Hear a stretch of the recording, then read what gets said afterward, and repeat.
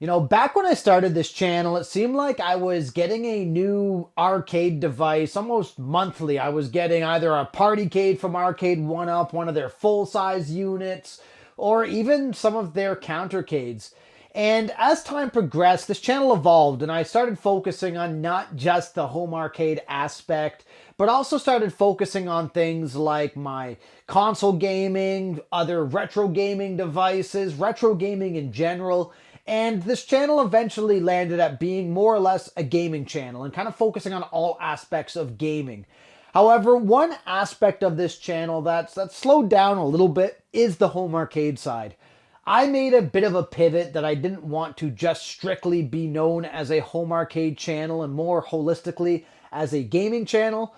And part of that tied into this, but the other part to this does come down to things like the actual units that are hitting the market and the economics behind those units. And in this video, I'm going to go over why I've made this pivot, but also where I see the state of the home arcade community and how I kind of fit into that. So let's take a look.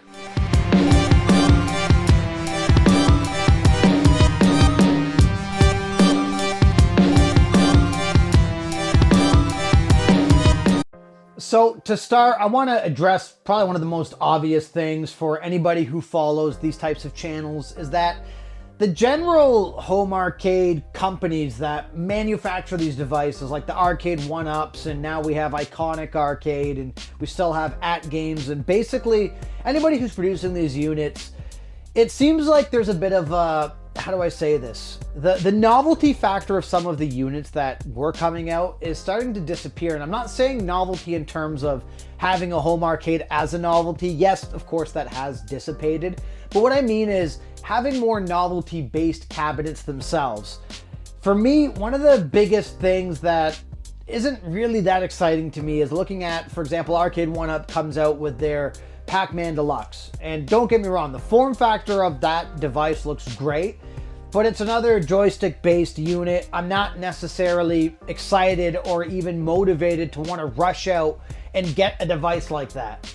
And then you start looking at some of the newer units, like I think that Iconic Arcade Street Fighter XT looks great. And personally, I understand there's been some deficits with it and some flaws with it, but I think the size of it and the functionality of it looks great. But again, it's just a dual fighter cabinet. There's nothing unique, there's nothing novel about it for me to get me excited to want to rush out and get a device like that. Now, stepping back, you look at units like the re-release from Basic Fun of the Star Wars, that has a novelty control deck, that has a novelty controls. That's something that if I'm going to purchase anything, I might look towards that, although there are some quality control issues with that device. But ultimately, I'm not so excited anymore anyways of getting units that are basically just adding more of the same to my home arcade. Now again, I understand form factor, controls, the way those feel, that's important to some people, but I personally, I'm pretty simple to please. If you watch any of my reviews, unlike some of the other home arcade enthusiasts, I would be probably more casual than them in terms of the way the buttons feel and the joysticks feel. I'm not nitpicky about that stuff. I myself am perfectly satisfied with my Marvel versus Capcom or X-Men versus Street Fighter unit, and I think it plays well. I'm using all stock hardware. I like my Street Fighter 2 Partycade. I like my Marvel Superheroes unit. These are all things that to me, they play perfectly fine. I'm not playing these things competitively. I'm not hosting them commercially. So for me, getting more of the same with just a bit better of a control deck and a bit bigger of a screen and a bit bigger of a device, and for the price tag that they're coming out at, doesn't excite me that much. Now, if you've seen me on some of the Arcade 1UP Basic Fun forums, I did try to purchase a WrestleFest, but the only reason I tried to purchase it is because Amazon had it listed for 200 bucks. Turns out it was a scam. I'm okay with paying that money to have a unit just to kind of look aesthetically cool, but beyond that, I would never purchase that unit for full price. That's just not interesting to me, and it's not offering me enough different than what else I can do. Like this Iconic Arcade can emulate WrestleFest perfectly fine. I can play all those games on that device. So for me, on the way this channel's been going anyways, I'm more excited for more novelty style products generally. Even the Evercade Alpha bar top or Countercade, whatever you want to call it, that I purchased a month or 2 months ago, it has a couple novel features to it. It has the cartridge system, so I can swap out different games. And that to me is novel enough that for the Evercade ecosystem, there are certain games that I'd love to support and purchase for that device. That's a bit of a novelty, but even still, for the most part, the control deck is more or less the same as everything else that I have here. I'm more interested now in, if I'm going to spend, $600+ on a machine, that it has something novel that these other machines don't do, right? So, if I had, light guns, steering wheels, those sorts of things, that to me is something that's more exciting at this point in time.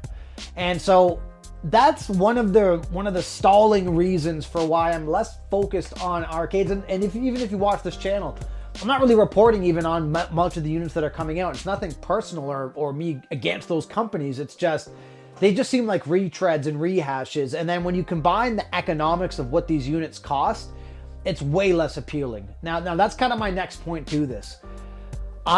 Despite what some people have said in my comment section, I've never gotten a single one of these machines free or given to me by any sort of manufacturer. I'm probably small change in the bigger YouTube ecosystem of things. So I doubt that those manufacturers necessarily give a shit about something like what I'm doing, which is fine. But I paid for every single device that I have in here. So I've purchased some of these at full retail price, and I've been very transparent about this. A lot of these I purchased on discount, or I purchased them off of Kijiji or Facebook Marketplace for a good price.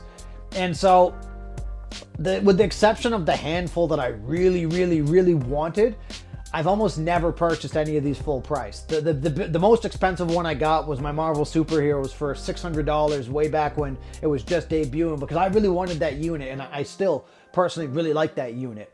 But looking at the rest of these units, other than one of the Partycades here, the rest of these were all purchased either on discount, or they were reduced, or I got them for a good price.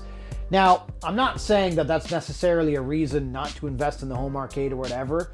It is a solid reason, but what I'm trying to get at is, looking at the current landscape of what's out there, the fact that there's not really any novelty devices, and the ones that aren't novelty devices, like WrestleFest or like even the new iconic Street Fighter XT, they're ranging from $700, and this is Canadian dollars, all the way up to, for like the iconic, like $1,100. That's on sale, Canadian, for a device like that, just to kind of replace what already does very similar things. Just doesn't seem necessarily appealing to me.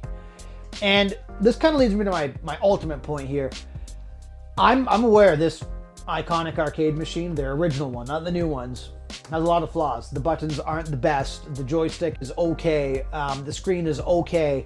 And it lacks light up marquees, and the actual wrapping on it look god awful. But for the price point that I got it at, it was around, I believe, $300. And this is back in Canada when they weren't charging tax on consumer electronics. So it's just $300 flat. When I got it for that and was able to, and still am able to, you can actually see it working in the background here because I got updating a bunch of stuff, but I can add as many games as possible. The Multicade kind of spoiled things for me as well. Being able to play so many different retro games on this unit, the appeal to having multiple units has gone down tenfold. Now, back to my novelty point. X-Men vs. Street Fighter, I can play that online. This unit still gets active play, and the servers are still working, and there's still people playing. There's a novelty factor there. So this unit will likely never leave the Masri arcade, right? But other than that, when I look at the other fighting machines that are out there, it's not enough for me to make that leap. The main games that I like playing are Marvel vs. Capcom Online when it comes to a fighter. Potentially Marvel vs. Capcom 2, but I'm not sure, and I haven't really looked hard enough if they've actually fixed the servers. But ultimately, I can play Marvel vs. Capcom 2 on this device. I can play Street Fighter 3 on this device, all the alphas, all the games that I necessarily enjoy. This unit's kind of spoiled that for me, having a Multicade that can do all that. And yes, like I said, there's some obvious flaws with this device, but this machine gets a ton of playtime in my home arcade, purely because it can do so many things. And the idea of me just purchasing another machine to play a game that I can already emulate on here with no real extra incentive other than maybe a better control panel doesn't necessarily seem like from a cost standpoint, like a good decision, really. So ultimately, I kind of put this together because I've seen some of the comments as well, and I want to highlight, like, this channel was built on the home arcade approach, and that's where I started this from. But as time's moved on, I've realized to myself that I still love the home arcade. I spend a lot of time down here. My home office is actually down here. But for me, the constant purchasing of new units, the excitement for that in a lot of ways has faded. I'm not seeing anything exciting enough in the market right now where I'm like, I need to have that. And I haven't felt that way, to be honest with you, for the past couple of years. And ultimately, looking at kind of the way the home arcade like community is moving, I'm cool with what other guys are doing. And I understand some guys are over-reporting on how great everything is in the home arcade space, and that's fine. Me personally, it's exciting. I enjoy it. I love that I have this game space, and I'm very fortunate that I was able to get some great units for great prices throughout the years. But as it stands, a lot of the content on this channel realistically is gonna be more focused, and if you haven't already been following, it already has been more focused on less of new machines and new units, but more on different games and different retro games that I like playing. And I'm still looking forward to making content with this iconic arcade machine of retro games that I'm rediscovering or discovering again. That for me, that's kind of more of what's getting me excited nowadays. And I'm not saying that's anything wrong. And look, there's a lot of people who love the home arcade stuff, which I completely appreciate. And I respect what Iconic's doing. And despite a lot of the hatred that's gone against basic fun, I like some of the stuff that they're working towards. It's just, I'm still, right now, I would say on the fence, waiting to see some better novelty style units hit the market before I really jump all in and decide that I want to get those types of units for the Masri arcade.